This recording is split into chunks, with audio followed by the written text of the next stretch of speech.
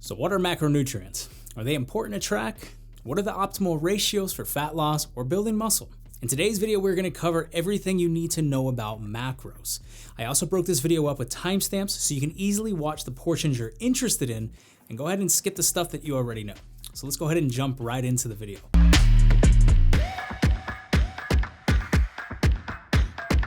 What's up guys, I'm your coach Eric Bowling. If you're new to the channel, welcome. Please consider liking and subscribing if you found anything in the video helpful. Now macronutrients are easily defined as a nutrient that yields energy. That's pretty much a simple way to think about it. For example, a micronutrient doesn't yield any energy per gram.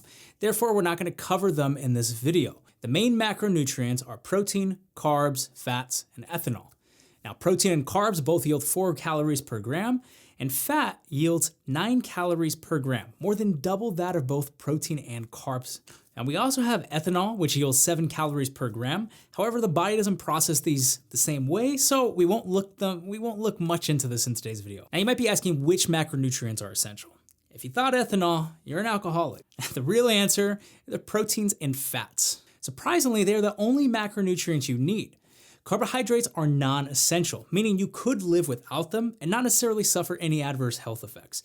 However, some people would argue that not having any dietary fiber could pose some negatives. While not necessarily conclusive, there doesn't necessarily seem to be any strong evidence that would suggest that fiber is essential. Now, the best evidence that we have actually comes from something known as epidemiology, and that really shows something where populations that consume fiber have lower cases of heart disease and they tend to live longer. Yet these studies may actually suffer from something known as healthy user bias, meaning that populations of people who eat enough fiber daily are also more likely to be active, healthy individuals. Now, does this mean don't eat fiber and live off protein and fats alone? Not necessarily. Fiber is important not only for adding volume to your food, allowing you to consume more without necessarily increasing calories, as well as adding volume to your stool for easy and healthy bowel movements. Now let's quickly break down each macronutrient. Now, proteins are essential for almost every cellular task in the body, from building and repairing tissue to helping form hormones.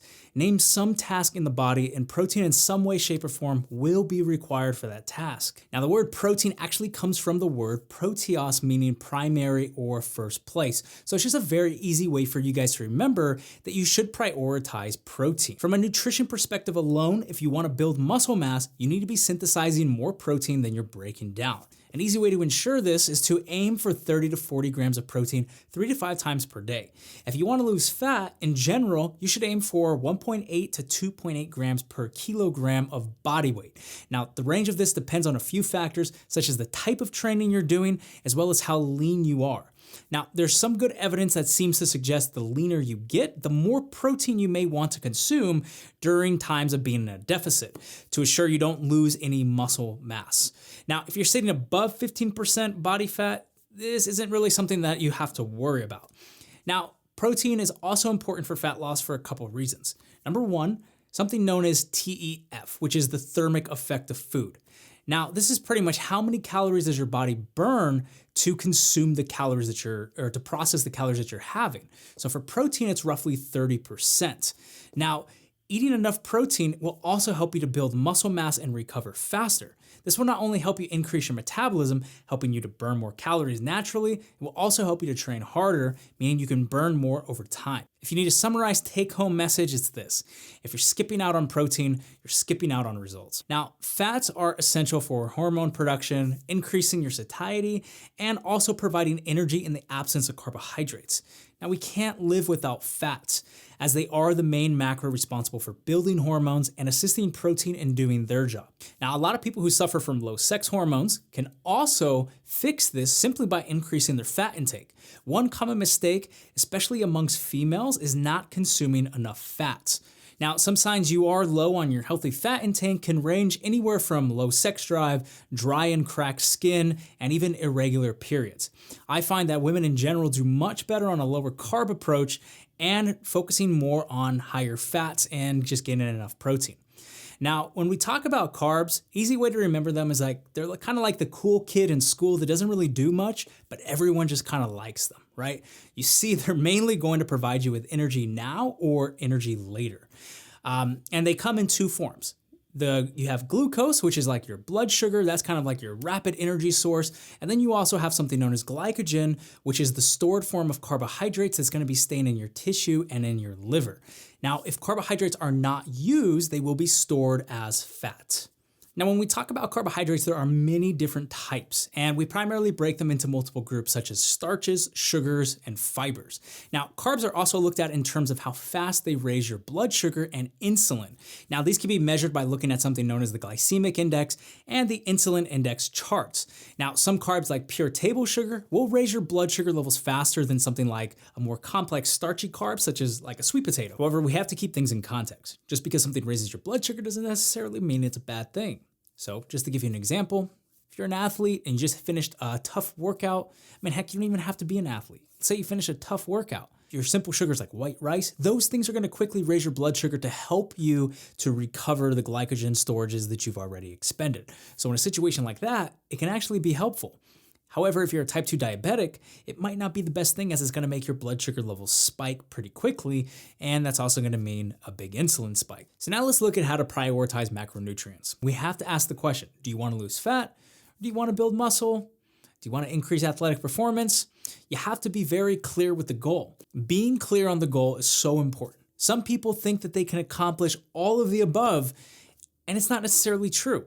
While it is true that some beginners will go through something known as body recomposition, where they can pretty much put on muscle and lose fat at the same time, pretty much because they're untrained individuals, it's not necessarily the case for the majority of people, or at least after your first year of training. In general, your nutrition should reflect your goal. Now, if you're on something like performance enhancing drugs, you can definitely bend these rules, but for everyone else who is natural, okay, these rules are what we have to live by. And you can remember this simple proverb, which I think will make things pretty easy. Okay, if you try to catch two rabbits at the same time, you're bound to catch neither one. Building muscle properly will require you to be in a caloric surplus.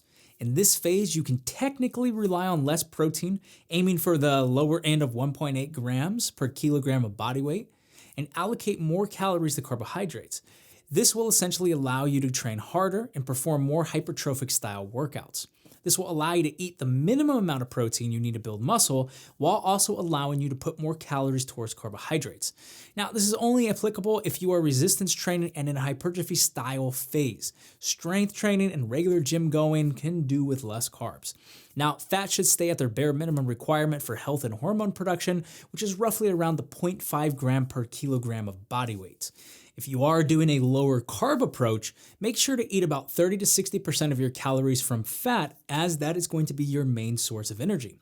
Now, I know I'm briefly touching on macronutrient ratios, and that is because it will require multiple videos covering the whole topic.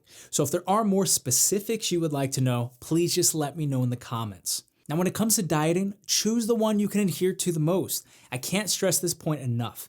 If the sight and taste of meat makes you gag, go plant-based. If you have a hard time stomaching veggies and carbs make you feel tired and lethargic, you should probably be aiming for a lower carb, higher fat approach. At the end of the day, all diets work when protein is equated for and calories are matched. This basically means you could technically do any diet that you want as long as you're hitting your protein requirements and you're in a calorie deficit. Some diets do have advantages over others. For example, keto is a very easy diet to follow because the high fats allow you to feel more satiated even though you are eating lower calories. A diet that follows an if it fits your macros principle can work in theory, but it requires a lot of manual tracking to the gram, and it isn't realistic long term. If it fits your macros is a great tool to use versus viewing it as a diet. This basically means if you have 300 calories left in the day and you already hit your protein target, having that 300 calorie donut that you've been dreaming about all day won't necessarily make that big of a difference in your diet. So while flexible dieting or if it fits your macros can be beneficial, it can be a big mistake for individuals who have a bad relationship already with food. Sometimes I have found that people will eat junk and stay within their caloric target, abusing the system just to feed into their bad habits and their lack of control. Now, this usually results in developing an even worse relationship with food, as well as not seeing results. Wow, that was a lot that we covered. There's so much more that we can cover, and because this topic is so huge. Now, if there's anything that I didn't cover and you want me to go into it in more depth in future videos, just let me know. Also, if there's any questions you have related to what we covered in today's video, please just feel free to ask me in the comments so I can help you out. And also consider subscribing to the channel for future videos that will help you live a leaner and more intelligent life. And that's it for today's video. And as always, guys, stay strong, and I will see you next time.